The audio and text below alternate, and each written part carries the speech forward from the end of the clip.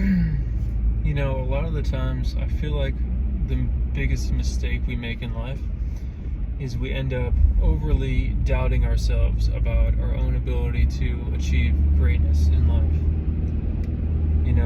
One thing that I've noticed in my life is that, let's take an example of an individual who's really struggling to make progress in some sort of field, right?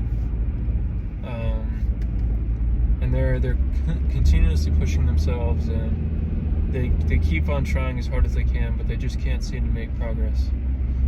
Eventually, what ends up happening is the universe brings them either someone or something that helps them along their way. And so this essentially plays into the quantum aspect of reality, in that we're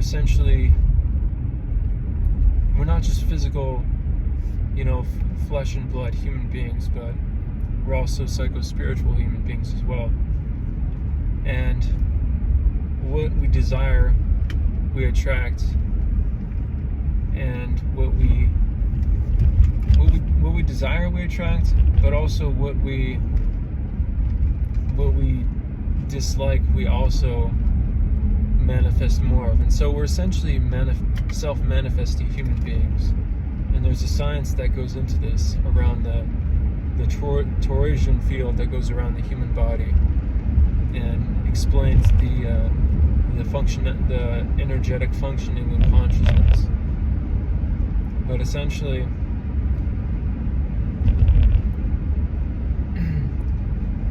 when an individual tries to manifest some sort of desire through continuous effort, the universe ultimately comes in to help them. And this is actually a part of that one book, The Alchemist, which is a really popular spiritual novel.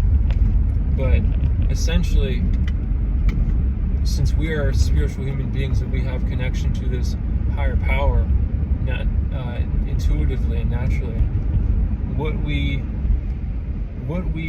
continuously push forward towards and what we continuously strive towards, the universe ultimately helps us in attaining that thing. And it's also vice versa as well. So the universe actually draws, it's our higher part of ourself that's connected to the greater macrocosm of the universe, that draws us to give us the desire to achieve certain things as well. So it's kind of like a interplaying relationship between us and the universe. So we have our own initiative and desire to go out and achieve something, and the universe comes in to coincide and help with us. But the universe itself also draws us and gives us the desire to achieve things, because our desires aren't entirely from ourselves. We have spiritual desires that we human beings naturally desire to serve a higher purpose than themselves. And so this is essentially an aspect of the great mystery of human existence, is that we have this interconnection and constant interplay with the universe, and all our actions are essentially in cooperation with the good. All our actions are in cooperation with the good, or our actions are sinking towards the bad. So we either desire our highest potential in life, and we continuously strive for that every single day, each to our own capacity, or we do the opposite and we seek to our own selfishness and self-destruction every single day, and each person to their own ability and own uniqueness. So for someone seeking to reach their highest potential, let's say an individual has some sort of calling, like they just ultimately desire to be an incredible musician.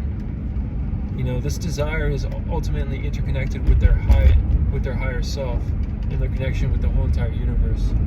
And they continuously seek this, and what ends up happening is the universe coincides to help them along their way. Like, let's say someone really likes to play the guitar, and after years of striving at it, they'll meet other people that can help them, and they'll also meet other people that they can join a band with or something like that.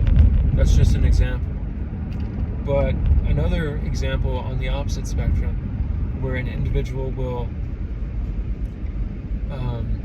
essentially sink towards negativity in life, is where, you know, someone will start out just like casually going to parties, and then that casual will turn to a more serious, like a regular thing, part of their lifestyle, that they just like party all the time. And then that'll slowly seep into like alcoholism and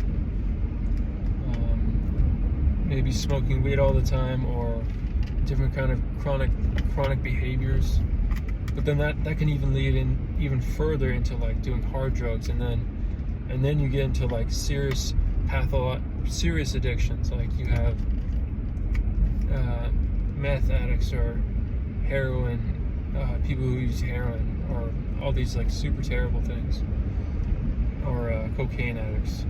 You know, all these extreme behaviors, but it all starts somewhere. And so we are continuously manifesting our own interpersonal reality and connection with the whole universe. And so this is essentially what the point of spirituality is. The point of spirituality in human life is ultimately to connect with our highest purpose, which is in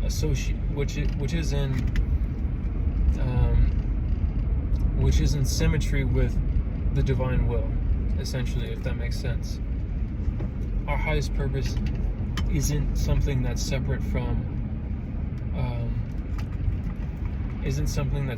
divine will. It isn't something that's separate from God, essentially. And so this is essentially the point of spirituality, is to connect oneself with God. This is what human life is about. And so when someone seeks to connect themselves with God, this is essentially the crux of all human existence, because essentially God is the Alpha and the Omega. So essentially one's own personal connection with God is ultimately the ultimate thing that can possibly be achieved in life, because spiritual connection with God is ultimately the highest experience possible. It is the overarching pinnacle of human existence and existence itself, because it is the pure experience of the absolute. And this is what the ancient Vedic philosophers and sages and mystics talked about, like Adi Shankaracharya taught about the union with the ultimate and his experience with that, and he wrote a treatise on that, because it's the ultimate thing. So it goes the ultimate experience of human existence goes beyond all other experiences. It is an overarching ultimate mega experience when one connects oneself to the divine. And so this is ultimately the point of human life. And so on a more mundane level, when an individual just seeks to do good, like goodwill, like someone desires to just be a good Samaritan, and there is a genuine, heartfelt desire to do good in the world, that itself is a connection with an individual soul to the ultimate. Although they're not experiencing the ultimate reality, they are still experiencing a partial experience with that ultimate divine essence.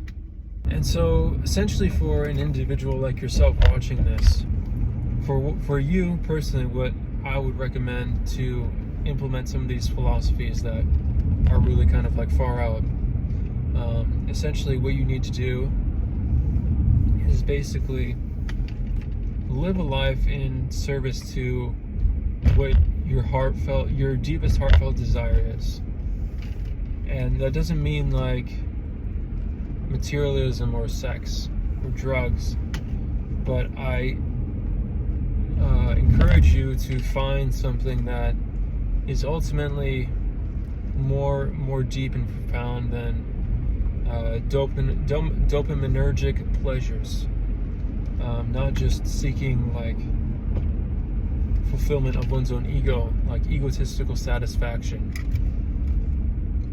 and satisfaction of desire, and fulfillment of lust, but actually seeking ultimate fulfillment in life. And what is your own personal way of fulfilling your highest potential that goes beyond materialism and desire and all these other things? What is your own highest fulfillment in life? For some people that could just be like being a good, let's say someone is